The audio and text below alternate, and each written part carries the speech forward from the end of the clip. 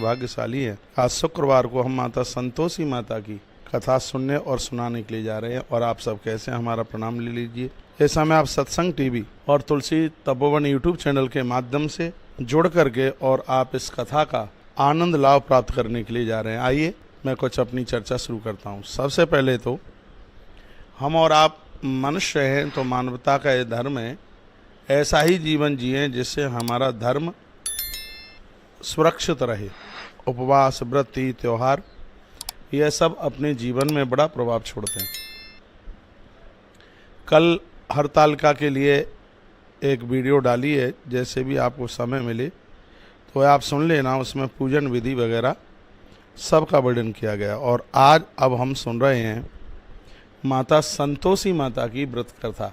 हम बहुत छोटे छोटे होते थे तब एक गाना चलता था, भजन चलता था, करती हूँ तुम्हारा पूजन स्वीकार करो माँ, मझधार में हूँ अटकी बेड़ा पार करो माँ, हे माँ संतोषी, हे माँ संतोषी। तो ऐसी माँ भगवती संतोषी जो सबका कल्याण करती है, आनंद कर देती है। बताते हैं कि कोई इसका 3 महीना 6 महीना कोई व्रत कर ले हर शुक्रवार को, और 1 साल तो लास्ट है जिसमें हर मनोती माँ पूरा कर देती है। इतना प्रभाव। संतोषी माता के व्रत में खटाई नहीं खाई जाती किसी भी प्रकार की। यहाँ तक कि बताते हैं कि टमाटर का भी इसमें परहेज किया जाता है। शुक्रवार के दिन संतोषी माता का पूजन किया जाता है। इस पूजा के दौरान माता की आरती, पूजन, माता की कथा, ये सब किया जाता है। कथा सुनी जाती है, बड़ी श्रद्धापूर्वक कथा सुनी जाती है। कथा स्वयं पढ़ें उससे भी ज़्यादा फल कथा दूसरे के मुख से सुनने का ज़्यादा है। इस बात को एक बार फिर रिपीट करूँगा। कोई भी हम व्रत करते हैं, हम स्वयं उस कथा को पढ़ें, उससे भी ज़्यादा यदि उस कथा को किसी के मुंह से सुने तो उसका और ज़्यादा फल है। यदि आप शुक्रवार को संतोषी माता का व्रत करते हैं तो ये तो बहुत बड़ी बात है, बढ़िया बात है। यदि आप नहीं करते हैं तो भी आज शुक्रवार है, आप संतोषी माता की इस कथा को जरूर सुन लीजिएगा। क्योंकि भगवान के चरित्र सुनने से ताप, प्रताप, संताप बिल्कुल दूर हो जाता है। और आप कहोगे कि हमने तो खटाई खा ली है, हम संतोषी माता के व्रत की कथा कैसे सुन सकते हैं। आपने व्रत थोड़ी ही किया है, आप कथा श्रवण कर रहे हैं। और खटाई खा करके कथा सुनने में किसी भी प्रकार का कोई दोष नहीं है। दिक्कत तो तब है जब हम व्रत करें और फिर खटाई खा लें, तो मैया कुपित हो जाती है। आचार्य जी, हम संतोषी माता की व्रत कथा सुना रहे हैं। हाँ, आज तो हमें ध्यान में ही नहीं था कि हमें क्या सुनाना है। मैंने इन बच्चों को पूछा कि आज क्या सुना दें, तो बोले कि आज शुक्रवार है, संतोषी माता की कथा सुना दो। तो हम संतोषी माता की कथा पहले अपनी दादी को सुनाते थे, बहुत छोटे में माँ को सुनाते थे, तो वही कथा आज भी याद है, दिमाग में भरी हुई। संतोषी माता की अब पूरी तो कथा याद रही नहीं है, अब जितनी याद है वो हम आपको सुनाई देते हैं। एक बुढ़िया थी, उसके 7 बेटे थे, और उनमें वो डुगरिया 6 बेटों को तो बहुत ज़्यादा लाड करती थी, बहुत प्रेम करती थी। एक जो 7वां था, इस मैया का उसके ऊपर कोई स्नेह नहीं था, कोई प्रेम नहीं था। 6 के लिए बड़े बड़े माल बना करके उनको खिलाती है, और उनकी जो जूठन बच जाती है वो 7वें को खिलाती है। सुनिए, इस कथा को सुन लीजिए। तो वो 7वें को जूठन खिलाती है इकट्ठा करके। तो एक दिन वह, उसका जो बेटा था, 7वां बेटा था, तो उसने अपनी पत्नी को कहा कि देख, मैं कितना बड़भागी हूँ, मैं कितना भाग्यशाली हूँ, मैया जी का कितना मेरे ऊपर प्रेम है, माँ मेरे खान पान का कितना ध्यान रखती है। तो पत्नी ने कहा, क्यों नहीं है, खूब ध्यान है, 6 का जूठा आपको ही तो खिलाया जाता है। उसने कहा, ऐसा कभी नहीं हो सकता। उसकी पत्नी ने कहा, ऐसा ही होता है, सबकी जूठन आपको ही दी जाती है। तो वो कहता है कि जब तक मैं अपनी आंख से नहीं देख लूँगा तो मैं इस बात के ऊपर विश्वास नहीं कर सकता। संतोषी माता की आप कथा सुन रहे हैं, सुनिए ध्यान से, आनंद हो जाएगा। पत्नी ने कहा, तो तुम अपनी आंखों से देख लीजिए। तो दूसरे दिन की बात थी, वो एक हल्की सी चादर लेकर के सो गया और बहाना बना लिया सिर में दर्द होने का। तो मैया को तो लगा बीमार है ये तो, हाँ, और इसको अब नींद आ गई है। तो इधर मैया ने बढ़िया बढ़िया चीज़ें बनाई। 6 अपने बेटों के लिए मखमली आसन बिछाए और उनको भोजन कराया, और उनकी जो जूठन बची थी उसमें उस सब का मिला करके उसने एक लड्डू बनाया। और अपने बेटे को जाकर के वो 7वें बेटे को बोली 6 ने भोजन कर लिया है और तू रह गया है, अब तू भोजन कर ले। उसकी आंख में आंसू थे। उसने कहा माँ भूख नहीं है और मैं बिल्कुल भी भोजन नहीं करूँगा। मैया ने कहा कोई बात नहीं है, जब भूख लगे तब कर लेना। तो उस बच्चे ने कहा माँ मेरा तो भोजन हो गया है, अब तो मैं घर छोड़ करके परदेश जा रहा हूँ नौकरी करने के लिए। मैया इतनी खंट थी, उसने कहा तू कल जावे सो आज ही चला जा। तो उस बच्चे ने कहा हाँ मैं बिल्कुल आज ही मैं जा रहा हूँ, और वो चलने की तैयारी करने लगा। इस डोकरी ने एक भी बार उस बच्चे को रोकने की बिल्कुल कोशिश नहीं की। मैं कहना चाहूँगा माता पिता के हृदय में बच्चों के प्रति कभी भेद नहीं होना चाहिए, कभी पक्षपात नहीं होना चाहिए। दुर्गति हो जाएगी, दिक्कत हो जाएगी। आप तो मरमुरू के ऊपर चले जाओगे। आने वाली संतति कहेगी कि हमारी दादी और दादा इतने खतरनाक थे, तो चाचा को या ताऊ को ही सब कुछ दे गए और उन्होंने हमारे पापा को कुछ भी नहीं दिया। इसलिए माता पिता को चाहिए कि वह कभी भी किसी भी प्रकार का अपने बच्चों के प्रति भेद न करें। अब वो 7वां बेटा परदेश में नौकरी करने के लिए चलने की तैयारी उसने करी है। जैसे ही घर के बाहर निकला तो उसको ध्यान आया कि चलते समय में अपनी पत्नी को मिल लूँ।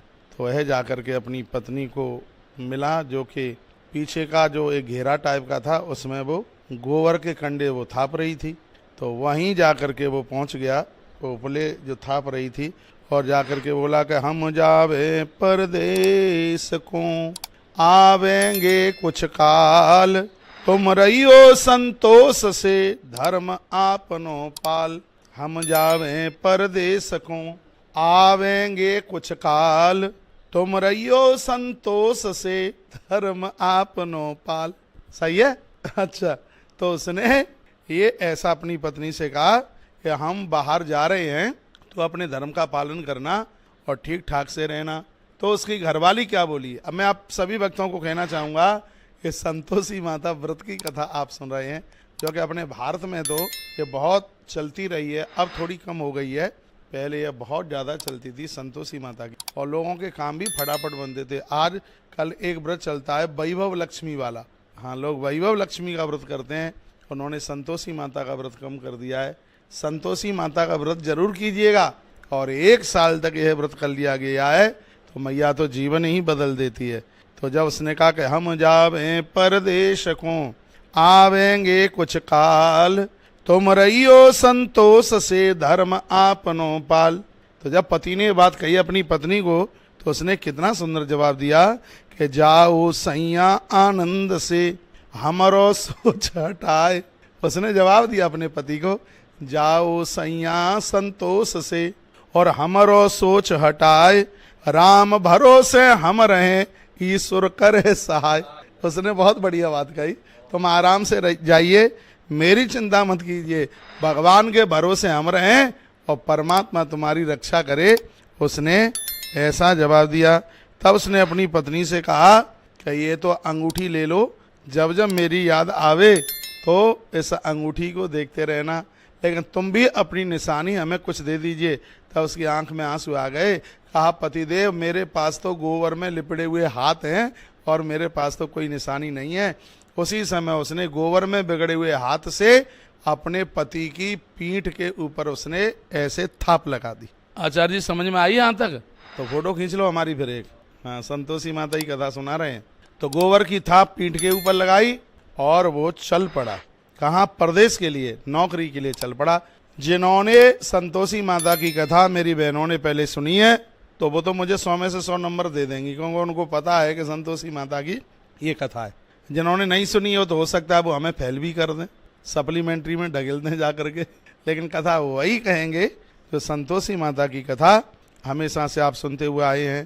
तो वह एक बहुत बड़े शहर में नौकरी के लिए पहुंचा। वहाँ एक साहूकार की बहुत बड़ी दुकान थी जिसमें बहुत नौकर, सैकड़ों नौकर काम करते थे। वहाँ जा कर के कहने लगा, साहब बाबूजी बाबूजी बाबूजी हमें नौकरी दे दो, हम मेहनत से काम करेंगे, दिन रात काम करेंगे, जितना तुम हमसे काम लोगे हम मना नहीं करेंगे, हम उतना काम करेंगे। तो साहूकार को आदमियों की ज़रूरत थी, तो साहूकार ने, सेठ ने उसको अपने यहाँ रख लिया, नौकरी दे दी। और फिर सेठ ने कहा कि तनख्वाह क्या लोगे, क्या तनख्वाह लोगे? तो उसने कहा आप ही देख लीजिए। तो लड़के ने कहा तो हमारा काम देख लो, उसके हिसाब से तुम हमें तनख्वाह दे देना। तो साहूकार की नौकरी मिल गई और वह सवेरे से लेकर के रात्रि तक काम करता था, थकता नहीं था काम करते करते। कुछ दिनों में यह पूरी कंपनी का लेन देन हिसाब किताब सब इसके ही जिम्मे में चल करके आ गया। सुबह जाता था 6-7 बजे पहुंच जाता और रात को 10-11 बजे उसकी वापसी होती थी। इतनी मेहनत करता था कि वो थकता नहीं था। वो काम में इतना निपुण बन गया कि यह तो सेठ साहूकार का बहुत अपना वफादार हो गया। सेठ उसके ऊपर बड़ी विश्वासता रखता था। 5-7 महीने में तो इतना काम इसने बढ़ा दिया कि सेठ की दुकान पर भीड़ लगने लगी, आने लगे। तो सेठ ने कहा कि इतने पैसा का मैं क्या करूंगा, तो अब तनखे पर काम नहीं, अब तो आधा आधी, आधा हमारा और आधा तुम्हारा। तो इस तरीके से वो व्यापार बढ़ता रहा। तो हुआ यह है कि एक दिन ऐसा हुआ, साहूकार ने कहा कि पूरा काम मैं तुम्हारे ऊपर छोड़ रहा हूँ और मैं जा रहा हूँ तीर्थ यात्रा के लिए, और इसको ठीक से तुम संभाल लीजिएगा। तो उस आदमी ने ठीक से सबको काम संभाल लिया। अब देखो उसकी पत्नी के ऊपर क्या जुल्म बिताए जा रहे हैं। उसकी पत्नी जो उसके घर में है, नौकरी पर नहीं है, वहीं है, उस बुढ़िया के पास में 6 बेटों को लड्डू खिलाती है, उसको जूठा खिलाती उसके पास में। तो हुआ यह है कि इधर उसकी पत्नी को बहुत उसके घर के लोग, उसके माता पिता उसको कष्ट देने लगे, यानी उस स्त्री के सास ससुर उसको बहुत ज़्यादा कष्ट देने लगे। रोटी में क्या मिलता है? रोटी में मिलता है जो नारियल होता है उसकी खोपरिया में तो पानी, और जो भूसी बचती है आटा छानने के बाद तो उसको भूसी की रोटी मिलती है। भूसी की रोटी और नारियल के खोपरिया में पानी।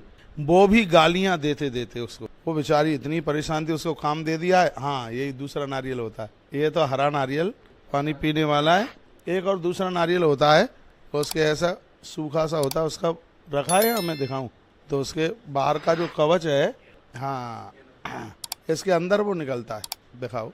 हाँ, तो मैया के दरबार में नारियल का भी दर्शन करने का भारी महत्व। तो इसमें इसको जब इसकी जटा निकालेंगे तो इसमें अंदर से निकलता है, और उसमें पानी भर के देती है डोकरी, भूसी की रोटी देती है, और जंगल में जाकर के लकड़ियों को काटना और उसको बेचना, ये इस बेचारी का काम है। बहुत दुखी थी, बहुत परेशान थी, दिन रात अपने पति को याद करती है। अब और ज़िंदगी जीने का कोई ऐसी व्यवस्था ही नहीं थी। अब क्या करे, एक दिन की बात थी कि उसने जब लकड़ियाँ काट करके वो लेके आ रही थी तो उसने अपनी आँखों से देखा कि कुछ स्त्रियाँ, बहुत सी स्त्रियाँ एक मंदिर में पूजा कर रही हैं, मंदिर में पूजा पाठ कर रही हैं। जब उनका वो पूजा पाठ हो गया तब उसने हाथ जोड़ करके उनसे पूछा, दीदी आप ये कौन से देवी देवता की पूजा कर रही हो, इस पूजा के करने से क्या होता है? तो उन देवियों ने कहा, बहन ये संतोषी माता की व्रत कथा हम सुन रही हैं, आज शुक्रवार है, इस व्रत के करने से जिस नारी को घर में संतान नहीं है तो उसको संतान मिल जाती है, जिसका पति परदेश गया है उसका पति लौट करके आ जाता है, जिसके घर में गरीबी है उसकी गरीबी समाप्त हो जाती है। इसलिए हम संतोषी माता की व्रत कथा सुन रही हैं। तो जैसे ही उस बेचारी देवी ने ये सुना, उसकी आंख में आंसू आ गए और वह रो पड़ी और कहने लगी, दीदी मेरे जीवन में बहुत दरिद्रता है, मैं बहुत परेशान हूँ, मेरे पति परदेश गए हैं, काफ़ी समय हो गया है, अभी तक वापस आए नहीं हैं, मेरे भी पति वापस आ जाएं, उसके लिए मैं भी संतोषी माता की कथा सुनना चाहती हूँ। इसके लिए आप हमें कोई विधि बता दें, ये कथा कैसे सुनी जाती है, तो आपकी बहुत बड़ी कृपा हमारे ऊपर हो जाएगी। तो सामने वाली जो स्त्री थी वो बोली कि सवा, जो भी कोई चीज़ लो उसको सवा गुनी लो, पैसों से भी खरीदो तो 1.25 रुपये की खरीदो, पुरानी बात है, 11.25 रुपये की खरीदो, 21 रुपये की खरीदो, 1.25 शेर, 2.25 शेर, 5.25 शेर, 11.25 शेर, यानी हर चीज़ में सवाया ही लगना चाहिए। उसको एक श्रद्धा पूर्वक यदि मैया जी की पूजा की जाए और सामग्री इकट्ठी करके कथा सुनी जाए तो मैया 3 महीने में, 6 महीने में और 1 वर्ष में मैया अपने भक्त का काम मैया पूरा कर ही देती है। वो ये स्त्री बोली, और उसके तत्पश्चात में अब उसने प्रण कर लिया कि मुझे संतोषी मैया की कथा सुननी ही है। उसने मन में ऐसा विचार कर लिया। तो जैसे ही अगला शुक्रवार चल कर के आया तो उसने अपना जो था लकड़ी का बंडल, उसने उसको बाजार में बेच दिया, उससे उसको कुछ पैसे मिले। तो उस पैसे के द्वारा उसने सामग्री इकट्ठी करी और बगल में ही संतोषी माता का मंदिर था। आचार्य जी, इस देवी ने संतोषी माता के मंदिर में पहुंच करके मैया का पूजन किया, घी का दिया जलाया, गुड़ चने का भोग लगाया और माता रानी की उसने कथा सुनी। मैया जी इतनी प्रसन्न हो गई, बोलिए संतोषी मैया की जय हो। मैया इतनी प्रसन्न हो गई कि हाल ही कुछ ही दिनों के बाद उसके पति का भेजा हुआ पत्र भी आ गया। कुछ दिन निकले तो उसके पति के द्वारा भेजा हुआ पैसा भी आ गया। अब तो बड़े आनंद के साथ रहने लगी। एक दिन मैया से आके बोली, कहा मैया मैंने पैसा तो मांगा नहीं, मैंने तो आपसे प्रार्थना करी थी कि मेरा पति आ जाए। माँ आपकी बहुत बड़ी कृपा होगी, मेरा पति आ जाए, मुझे पैसा नहीं, मुझे मेरा पति चाहिए। और उसने ऐसा मैया के चरणों में रो करके, ऐसा वंदन करके ऐसी प्रार्थना करी। मंदिर में मैया प्रकट हो गई संतोषी माता। उन्होंने कहा बेटा चिंता न कर, बहुत जल्दी तेरा स्वामी आ जाएगा, जा जा बेटी जा अपने घर के लिए, और तेरा स्वामी बहुत जल्दी आ जाएगा। जो डोकरी की वो और 6 बहुएं थी ना, वो और उसके 6 लड़के थे, वो सब ताना मारने लगे, कहने लगे कोई तो कहता है अब तो काकी की आनंद ही आनंद है, अब तो परदेश में से रुपया आने लगा, परदेश से पैसा आने लगा, अब तो काकी के 2 मंजिले 4 मंजिले बन जाएंगे। तब कहा, उस देवी ने कहा अरे मैया जी की कृपा से जो भी मिले माता जी का वो तो प्रसाद है। लकड़ी अभी भी काटती है और घर में ला करके उन लकड़ी के बंडलों को वह ला करके डाल देती है। तो अब मैया ने मन में विचार किया, मैंने कह तो दिया कि तेरा पति आ जाएगा, लेकिन वो तो इसको याद ही नहीं करता, अपने काम में वो इतना भूला हुआ है। तो मैया ने रात को उसे जाकर के सपना दे दिया और कहा बेटा सो रहा है कि जाग रहा है। उसने कहा मैया ना सो रहा हूँ ना जाग रहा हूँ। तो कहा तेरा घर द्वार परिवार कुछ है क्या? मैया ने कहा उसको तेरा घर द्वार परिवार कुछ है क्या? तो उसने कहा माँ मेरी माँ भी है, मेरे पिताजी भी हैं, भाई बंधु कुटुंब कबीला बहन भतीजे सब कुछ हैं और मेरी पत्नी भी है। तू अपनी पत्नी को कभी याद करता है? कहा पीठ के ऊपर थाप लगे हुए थे, वो मेरी बुरसट रखी हुई है, उसको देख देख करके मैया रो लेता हूँ, क्या तू अपने घर नहीं जाएगा? तो उसने कहा मैया साहूकार की नौकरी कर रहा हूँ, समय बिल्कुल मिलता नहीं है, मेरे ऊपर वजन इतना है, हिसाब किताब इतना है, लेनदारी देनदारी बहुत ज़्यादा है, अब मैं कैसे जाऊँ? तो मैया ने कहा सुन, कल सुबह संतोषी माता के सामने घी का दिया जला करके और अपनी दुकान की गद्दी पर जाकर के बैठ जाना, जितनी भी तेरी उधारी है वो सब कल आ जाएगी, जितना तेरा गोदाम में माल भरा है वो सिगरा कल ही बिक जाएगा। और इतने में सवेरा हुआ, वो नहाया धोया, उसने संतोषी माता के सामने घी का दिया जलाया, माँ को वंदन किया, माथे पर सिंदूर लगाया और दुकान पर पहुंचा। सुबह ही सुबह दुकान पर पहुंचा, मैया की कृपा से इतनी भीड़ आई, जितनी भी उधारी पड़ी हुई थी वो सिगरी उधारी चुक गई।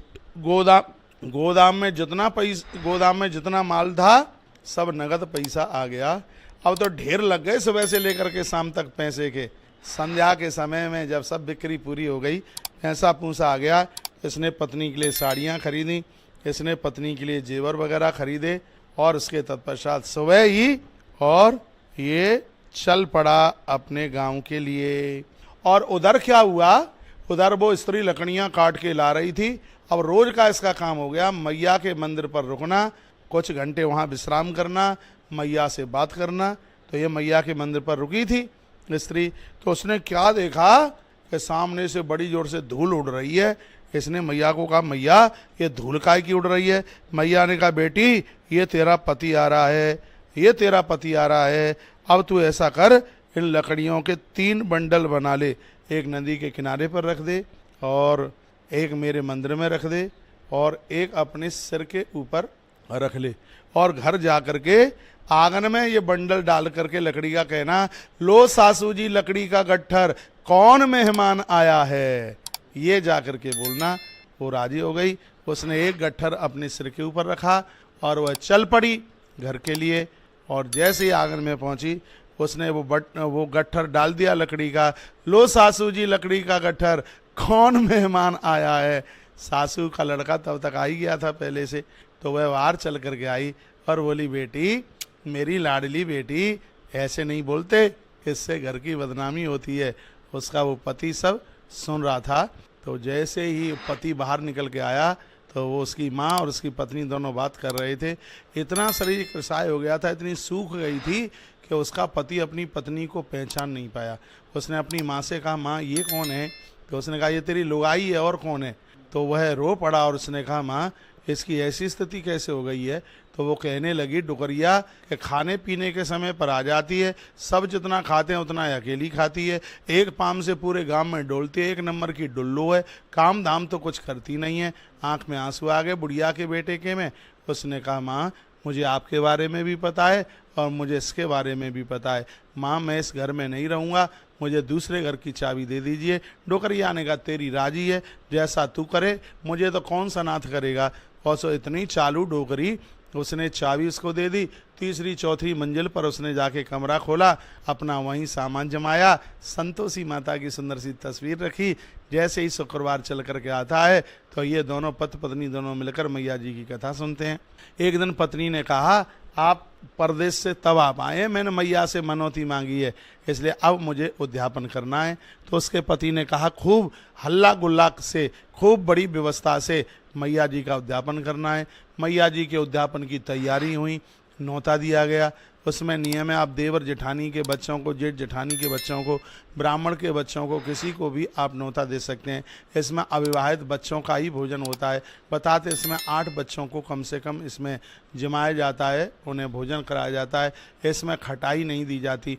तो उसने अपनी देवर जेठानी के ही उन बच्चों के लिए नौता दे दिया। तो उसकी जो देवरानी थी, जेठानी थी, वो अपने बच्चों को सिखा रही थी, यदि इसका उद्यापन पूरा हो जाएगा तो ये बहुत पैसे वाले हो जाएंगे, इसलिए बेटा तुम जा करके इससे खटाई जरूर मांगना, बिना खटाई के भोजन पूरा मत करना।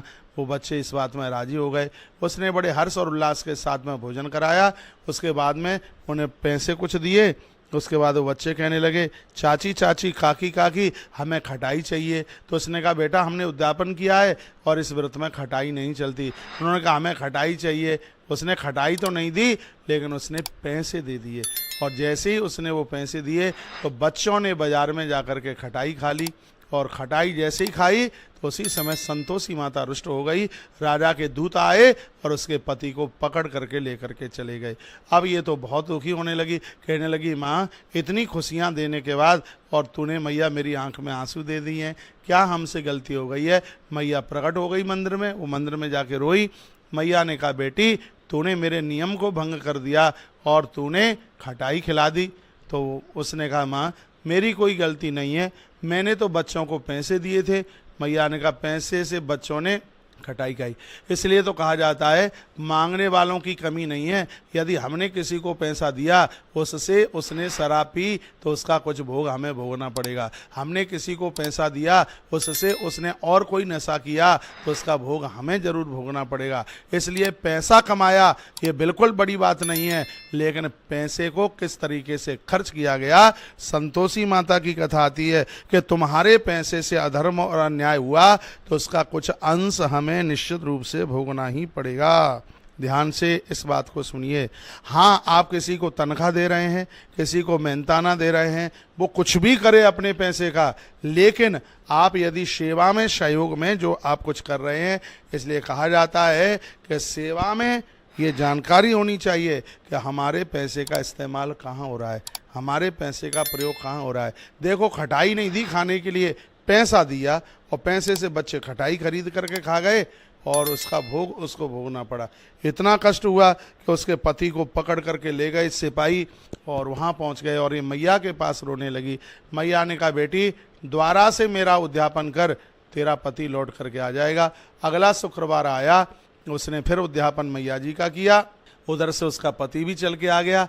पति को उसने पूछा, कहाँ गए थे? तो उसने कहा, राजा को पूरा टैक्स का हिसाब किताब दे नहीं पाया था, इसलिए मैं वो सब टैक्स जमा करने के लिए गया था। पति पत्नी ने दोनों ने पुनः संतोषी माता का उद्यापन किया। फिर उधर नौता दिया तो उसकी जेठानी कहने लगी, अब के बार तो पहले ही खटाई खाना।